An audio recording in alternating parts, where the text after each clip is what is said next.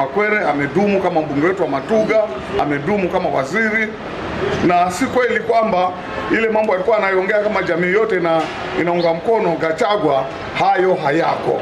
Hayo ni mambo yake, na wale watu ambao wanamtumia, na muomba mzee Makwere, tafadhali usitumiwe vibaya, kwa sababu ukitumiwa vibaya watakushusha hadhi hao watu, na wewe ni mtu ambaye uko na jina katika community yetu ya Mijikenda. Sisi kwanza si wanasiasa, kazi yetu sisi ni kuleta uwiano kwa pande zote mbili, na sisi huwa tunafanya kazi na serikali ambayo iko kikwetu. Tunasema ahalaye mama ndiye baba. Na alipofanya maamuzi yale na aliyekuwa deputy president, hatukuhusishwa.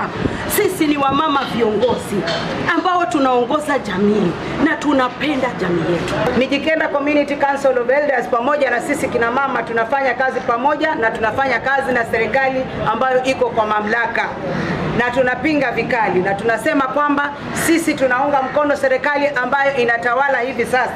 Kwa hivyo sisi tukiwa tumesimama kama jamii ya Wamijikenda, mpaka sasa hivi hatujapata msemaji ambaye anatambua community yake. Tukiwa tunaangalia tu hivi namna hiyo, ni kwamba wale viongozi wote ambao leo wanasema kwamba ni sauti yetu, wamekuwa katika madaraka, wameserve miaka zaidi ya 10,